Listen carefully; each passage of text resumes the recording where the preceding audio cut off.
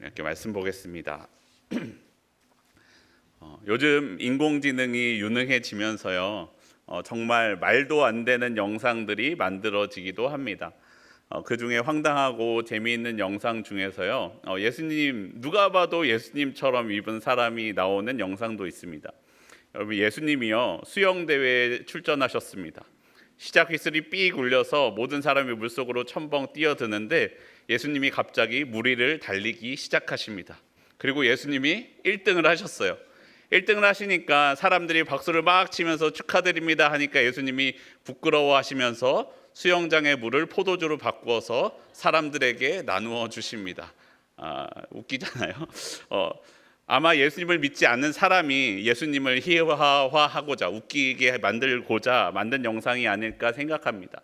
그런데 다시 말하면요, 예수님을 믿지 않는 사람들도 잘 알고 있으면서 대표적인 예수님이 일으키셨던 기적 중에 하나, 믿지 않는 사람들이 가장 믿기 어려운 기적 중에 하나가 바로 이 오늘 본문에 나오는 물 위를 걷는 기적이 아닐까 합니다. 그래서 AI가 나오기 이전에도요, 사람들이 몰래카메라 같은 것을 할 때면 예수님의 분장을 한 사람이 물 위를 이상한 장치로 또 걷는 것 같이 보이는 영상도 많이 있습니다. 그리고 전에 한번 말씀드렸던 것 같은데 최근에 나왔던 킹 오브 킹스를 제작할 때에도 예수님이 물 위를 걸으셨던 그 장면을 가장 먼저 만들어서 사람들에게 투자를 요청하였다라고 말씀드리지 않았습니까? 여러분, 우리는 이렇게요, 예수님이 물 위를 걸으신 것, 예수님이 일으키신 이적에 주목합니다. 예수님이 어떤 일을 하셨는가? 지난주 말씀처럼 오병이어로 5,000명, 아니 그 이상의 사람들을 먹이셨는가?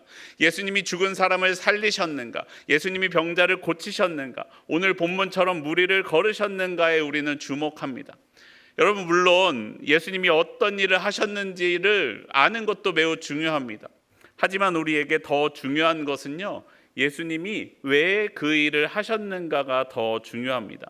예수님이 왜 물 위를 걸으셨으며 왜 죽은 자를 살리셨으며 왜 병자를 고치셨는가가 물 위를 걸은 것 자체, 죽은 자를 살린 것 자체보다 더 중요하다라는 것이죠.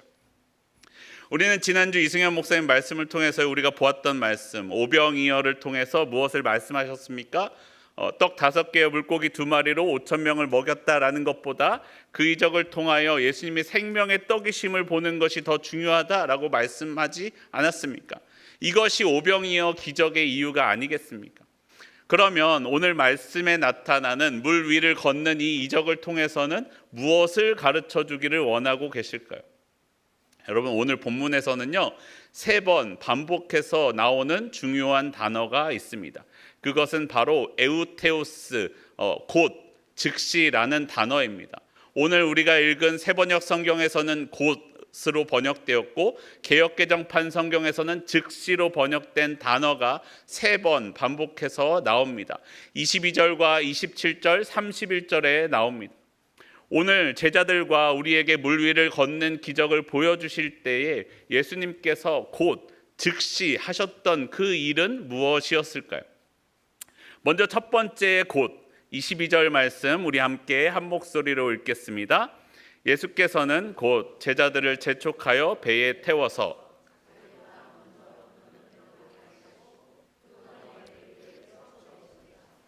아멘. 오늘의 사건은요, 예수님께서 제자들을 재촉해서 배에 태워서 건너편으로 가게 하시는 것으로부터 시작합니다.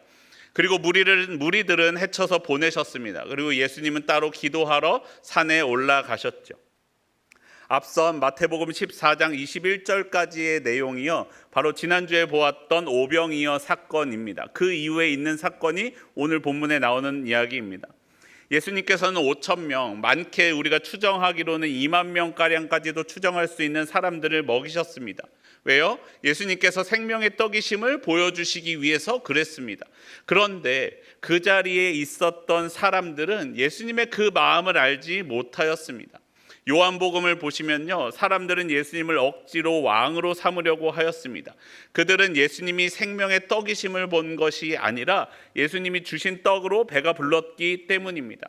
그렇기에 없어지신 예수님을 찾다가 바다 건너편까지 쫓아온 사람들을 향하여 예수님께서 이렇게 말씀하십니다. 요한복음 6장 26절입니다. 예수께서 그들에게 대답하셨다. 내가 진정으로 진정으로 너희에게 말한다. 너희가 나를 찾는 것은 표징을 보았기 때문이 아니라 빵을 먹고 배가 불렀기 때문이다. 물론 예수님은요, 사람들을 먹이는 것도 기뻐하셨어요. 하지만 거기에서 그치기를 원하지 않으셨습니다. 예수님은 오병이어의 사건을 통하여 사람들이 예수님이 생명의 떡이심을, 예수님께서 구원자이심을 깨닫게 되기를 원하셨어요. 그래서 예수님께서 거듭 자기를 그렇게 소개하고 계시는 것이에요. 오늘 본문에서도 예수님께서 제자들에게 말씀하십니다. 나다, 두려워하지 말아라. 이 나다라는 표현이 중요합니다. 요한복음에서는요, 예수님께서 자신을 소개하는 7개의 중요한 표현이 나옵니다. 헬라어로는 에고에이미라는 건데요, 나는 뭐뭐이다 라는 표현입니다. 나는 생명의 떡이다. 나는 세상의 빛이다. 나는 양의 문이다. 나는 선한 목자다. 나는 부활이요 생명이다. 나는 길이요 진리요 생명이다. 나는 참 포도나무이다. 이것이 예수님이 자신을 소개하시는 말씀입니다. 그리고 오늘 본문에서는요, 폭풍 가운데 찾아오셔서 나다라고 말씀하십니다. 그것을 말씀하심으로써 예수님이 오늘 벌어진 이 사건의 주권자이시며 구원자이시고 그리스도이심을 말씀하고 계시는 것이요. 예수님께서는요, 제자들이 다른 사람들처럼 그저 기적만을 만나지 않기를 원하셨어요. 그래서 곧 즉시 제자들을 재촉하셨습니다. 배에 태워 그 자리를 벗어나게 하셨어요. 여러분, 그 자리에 제자들이 예수님이 계셨으면 어땠을까요? 예수님을 왕으로 세웠을 뿐만 아니라 제자들도 사람들에게 둘러싸여서 칭찬을 받고 좋은 대우를 받았을 것입니다. 하지만 여러분, 예수님의 사명은 사람들에게 둘러싸여 임금이 되는 것에 있지 않으셨어요. 제자들의 사명도 사람들의 높은 자리에 앉는 것이 아니었습니다. 사랑하는 성도 여러분, 오늘 우리는 예수님을 만나고 있습니까? 그저 무리를 걸으시고 5,000명을 먹이시고 죽은 자를 살리시는 신기한 기적을 베푸시는 예수님만 만나지 말고요, 내 삶의 주권자 되시고 내 생명의 구원자 되신 예수님을 만나기를 바랍니다. 예수님께서는 하나님께서 나를 위해 보내주신 그리스도 구원자시다라는 것입니다. 내 영혼의 구원자이신 그 예수님을 오늘 꼭 만나기를 바랍니다. 제자들도요, 예수님의 그리스도 되심보다 빵을 먹여주시는 것에만 관심 있고 주목했던 것 같아요. 그러니까 바로 제자들을 배에 태워 건너편으로 보내십니다. 그런데 그렇게 떠난 제자들이 탄 배가 풍랑에 시달리게 되었습니다. 왜요? 바람이 거슬러서 불어왔기 때문입니다. 여러분, 누가 제자들을 배에 태워 보냈다고요? 누가 제자들로 하여금 배를 타고 건너가게 하셨다고요? 예수님께서 즉시 그렇게 하셨다라고 말씀합니다. 여러분, 예수님께서 그렇게 하셨어요. 그런데 예수님께서 태워보낸 그 배가 풍랑을 만났다라는 거예요. 여러분, 우리는 생각하기를요, 예수님만 만나면 내 삶에 아무런 문제가 없을 것이라고 생각합니다. 삶에 문제가 있는 것은 저 믿음 없는 것들이나 있는 거라고 생각해요.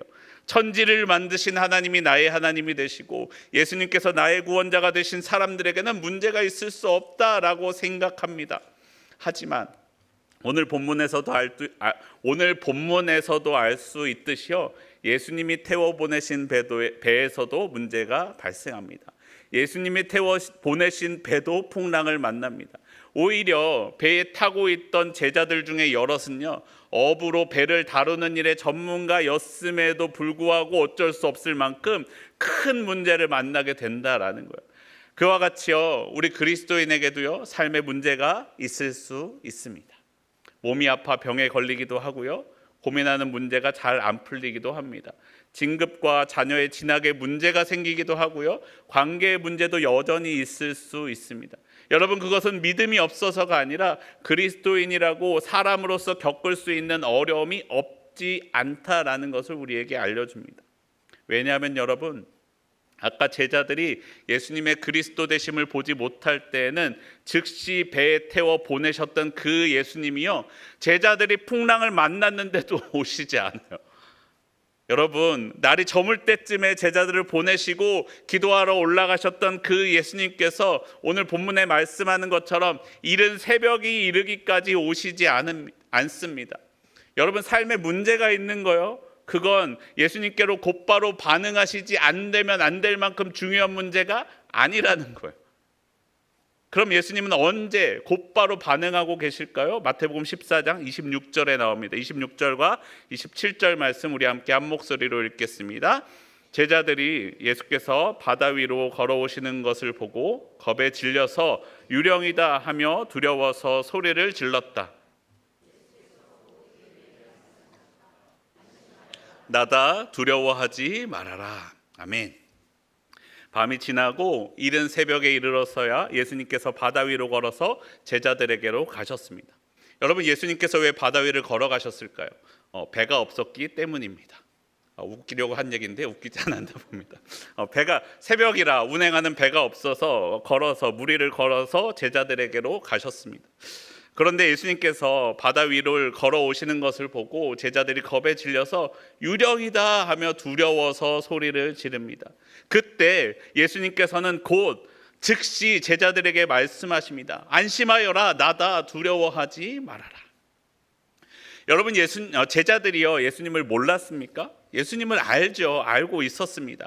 오랫동안 동거동락해왔던 사이입니다. 하지만 제자들은 예수님을 알아보지 못했습니다. 왜냐하면 먼저는 예수님이 거기에 계실 리가 없다고 생각했기 때문입니다. 물 위를 걸어온다는 것은 있을 수 없는 이야기이기 때문이죠. 물 위로 걸어올 수 있는 것은 유령뿐이다 라고 생각했기 때문입니다. 그리고 두 번째 이유는요, 제자들의 두려움이 제자들의 눈을 가리었기 때문입니다. 두려움 때문에 예수님이 예수님이심을 알아보지 못했다라는 것이죠. 여러분, 예수님을 아십니까? 우리도 예수님을 잘 알고 있죠. 여러분, 신앙생활 오래 하신 분들은 오랫동안 예수님을 만나왔죠. 예수님의 그리스도이심과 구원자 되심을 성경을 통해서, 그리고 설교 말씀과 성경 공부를 통해서 들어서 잘 알고 있습니다. 그래서 여러분, 우리는 삶의 고난의 문제 가운데 역사해 주실 것을 믿으며 기도하지 않습니까? 그런데 그리스도인들 가운데서도요, 삶의 문제가 생겼는데 기도하지 않는 경우가 있습니다. 왜요?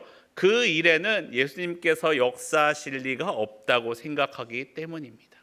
여러분, 결혼은 누가 합니까? 나랑 결혼할 저 사람이 하는 것이지 예수님이 끼어들 자리가 어디에 있겠습니까? 직장에서 진급 문제의 키는 누가 잡고 있습니까? 직장 상사가 가지고 있지 예수님이 그것으로 무슨 역사를 하시겠어 라고 생각하지 않습니까? 자녀의 문제는 내가 학원도 잘 알아보고 진로를 잘 알아보고 자녀와 대화를 해서 풀어야지 예수님이 일하실 자리는 없어. 회사에 계약하는 관계에서 계약은 나랑 저 회사랑 잘 협상해서 풀어야지 예수님이 역사하시겠어 라고 생각한다라는 것이에요. 그러나 여러분, 예수님은 그 내 삶의 그 일 가운데 찾아오십니다. 내가 생각하기에 예수님이 계실 리가 없어 라고 생각하는 그 자리에도 예수님이 찾아오셔서 역사해 주심을 우리는 기억해야 됩니다. 그리고 또 여러분, 내가 두려움 가운데 빠지면 예수님이 예수님이심을 알아보지 못합니다. 예수님의 능력보다, 예수님이 하시는 일보다 내게 내 삶의 문제가 더 커서 내게 그것이 더 크게 보이기 때문에 문제 때문에 눈이 가려서 예수님을 보지 못한다라는 것이에요. 큰 것 뒤에 가려진 그것을 보지 못하지 않습니까? 사실 그런데 여러분, 문제가 큰 게 아니에요. 문제가 내 눈을 가린 거예요. 문제는 요만한데 내 눈을 가려버리니까 크신 예수님이 보이지 않는다라는 것입니다. 여러분, 우리는 기억해야 됩니다. 하나님이 내 삶을 지금도 돌보고 계십니다. 예수님께서 제자들이 풍랑 가운데 있는 것을 모르셨을까요? 아마 아셨을 거예요. 왜요? 예수님이니까 아셨을 거예요. 그런데 곧바로 즉시 제자들을 찾아가지 않으셨습니다. 왜냐하면 그건 그다지 급한 문제가 아니었기 때문이에요. 삶에 문제가 있는 것, 몸이 아프고 잘 내 계획대로 되지 않는 것, 있을 수 있는 일이기 때문에 그렇습니다. 여러분, 그건 급한 게 아니에요. 하지만 그 문제 가운데 두려움 때문에 예수님을 보지 못하는 것은 중요하고 급한 문제입니다. 그래서 예수님은 곧바로 그때 제자들을 향하여 예수님이심을 말씀하십니다. 나다, 두려워하지 말아라 라고 말씀하십니다. 예수님이 문제 가운데 있는 제자들을 향해 걸어오고 계심을 말씀하고 계시는 것입니다. 사랑하는 성도 여러분, 하나님을 믿는 사람의 삶에도요, 문제가 찾아와요. 문제가 찾아오는 건 이상한 게 아니에요. 하지만 문제가 찾아올 때 우리는 믿음으로 기도해야 합니다. 예수님을 그저 그리스도로서 성경에 나왔던 분으로서 아는 것이 거기에서 그치지 아니하고 내 삶의 모든 문제 가운데 찾아오시고 역사하시는 하나님이심을, 내 두려움보다 내 문제보다 크신 분이심을 내가 믿기 때문에 우리는 예수님의 이름으로 기도하며 그 문제를 이겨나갈 수 있습니다. 그런데 여러분, 예수님을 그리스도로 알면서도 믿지 못하는 사람들이 있어요. 왜요? 예수님께서 내가 원하는 답을 주시지 않기 때문에, 예수님께서 즉각적으로 응답해 주시지 않기 때문에 우리는 불안해하고 두려워합니다.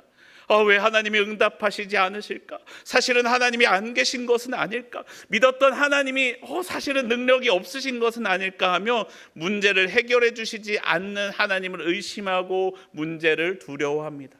하지만 여러분, 믿음은요, 때때로 하나님께서 내 기도에 지금 곧바로 내가 원하는 대로 즉시 응답해 주시지 않을지라도 내 삶의 구원자이신 예수님을 만날 수 있다는 거예요. 하나님은 나를 돌보고 계심을 내가 알고 믿고 있기 때문입니다. 즉각적으로 응답해 주시며 문제를 없애주시지 않을지라도 하나님을 더욱더 깊이 만날 수 있습니다. 아니, 오히려 나를 돌보시는 하나님께서 응답하시지 않을 때에도 응답하지 않는 것으로 응답하시는 하나님을 만날 수 있다는 것이에요. 사랑하는 성도 여러분, 우리의 삶이 예수님을 알면서도 알아보지 못하는, 예수님을 알면서도 믿지 못했던 제자들과 같지 않기를 바랍니다. 내 삶의 모든 영역을 돌보시는 하나님, 그리고 그 가운데 찾아와 역사하시는 그 하나님을 만나기를 바랍니다. 나의 기도에 응답하실 때에도, 때로는 그렇지 않는 것 같아 보일 그때에도 여전히 나를 돌보고 계신 하나님을 믿음으로 하루하루를 살아가는 저와 여러분의 삶이 되기를 바랍니다. 예수님께서 예수님이심 나다 하니까 베드로가 이야기합니다. 주님이시면 나더러 물 위로 걸어오라고, 주님께 오라고 명령하십시오 라고 말씀합니다. 그리고 예수님은 오너라 라고 말씀하시죠. 그러자 베드로는 배에서 내려 물 위를 걸어서 예수님께로 갑니다. 하지만 거센 바람이 불어오는 것을 보고 무서움에 사로잡혀 물에 빠져갑니다.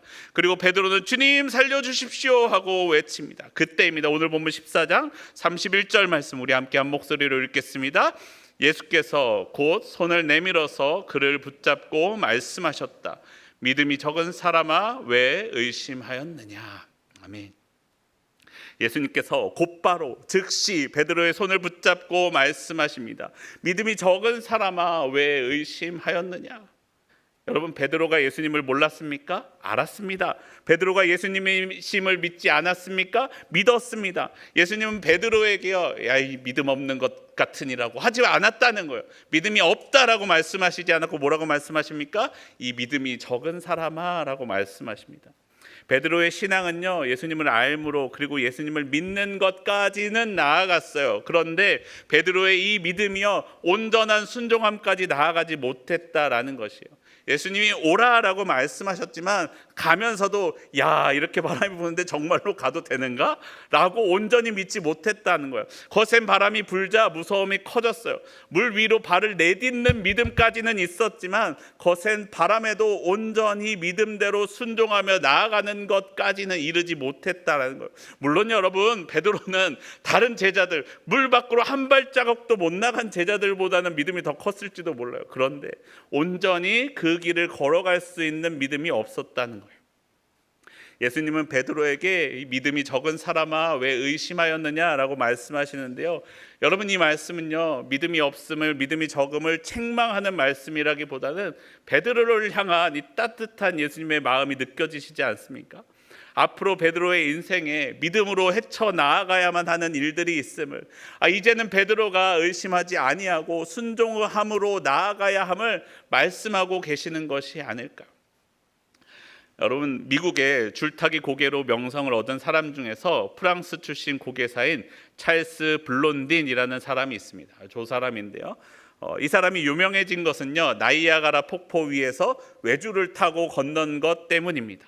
이 사람이 수면으로부터 48m 높이에 설치된 외주를 타고 335m 길이의 밧줄 위를 걸어갑니다. 그리고 걸어서 외주를 타고 맞은편에 건너가자 숨을 죽이고 쳐다보고 있었던 관중들이 와 박수와 환호성을 보냈습니다. 그 뒤로 그것에 응답하듯이 뒤로 걸어서 건너기도 하고 중말을 타고 그 외주를 오가기도 하였습니다. 마치 그 줄 위에서 이 사람이 어떤 일이라도 할 수 있을 것처럼 보였습니다. 이 묘기를 마친 블론딘이 자신을 향해 박수치는 관중을 향해 큰 소리로 말합니다. 여러분, 내가 누군가를 등에 업고도 폭포를 건널 수 있을 줄 믿습니까? 그러니까 사람들이 와 믿습니까? 믿습니다 하고 소리칩니다. 그러니까 블론딘이 이어서 이렇게 이야기합니다. 그럼 누가 와서 제 등에 업히시겠습니까? 그러니까 사람들이 아무도 응답하지 않아요. 분명히 믿는다고 이야기했는데 아무도 응답하지 않습니다. 모두 혹시나 눈이 마주치면 자기를 지목할까 봐 고개를 숙이고는 쳐다보지 않았습니다. 여러분, 그때 한 사람이 침묵을 깨트리며 이야기합니다. 나는 당신을 믿습니다. 기꺼이 당신 등에 업히겠습니다. 블론디는 그 사람을 등에 업고 나이아가라 폭포를 건너는데 성공합니다. 이 사람은요, 블론딘의 둘도 없는 친구이자 매니저였던 헨리 콜코드라는 사람이었습니다. 그는 블론딘의 친구였기에, 그를 온전히 믿었기에 블론딘의 등에 자신의 목숨을 맡길 수 있었습니다. 여러분, 이것이 믿음으로 사는 삶입니다. 우리는 나를 업고 가시는 분에 대한 진정한 믿음이 있어야 합니다. 그분이 나의 아버지, 나를 돌보시는 분이심을 믿고 나의 삶을 온전히 맡기는 것입니다. 내가 원하는 것이 채워지지 않을지라도 하나님을 신뢰하며 나를 돌보시는 하나님은 나의 필요한 것을 채우시는 분이심을 믿는 것입니다. 그렇게 내가 온전히 순종하며 나아갈 때 나의 필요를 채우시는 하나님의 역사하심을 만날 수 있다라는 것입니다. 예수님이 왜 곧 제자들을 보내셨으며 곧 안심하여라 나다 두려워하지 말아라 라고 말씀하셨으며 곧 손을 내밀어 베드로를 붙들어 주셨습니까? 베드로와 제자들이, 그리고 오늘날 저와 여러분이 예수님의 그리스도이심을 알고 예수님의 그리스도이심을 믿고 온전히 믿어 순종하기에 이르기를 우리에게 원하고 계십니다. 사랑하는 성도 여러분, 삶의 상황과 문제보다 크신 하나님을 믿으며 온전히 그 하나님의 말씀에 순종하며 말씀대로 살아가는 저와 여러분의 삶이 되기를 바랍니다. 그리고 그때 오늘도 나를 붙들어 주시는 하나님의 역사하심을 누리는 우리의 삶이 되기를 바랍니다. 우리 함께 찬양하고 기도하겠습니다. 아까 했던 찬양 나는 믿네, 우리 함께 믿음으로 고백하며 찬양하겠습니다.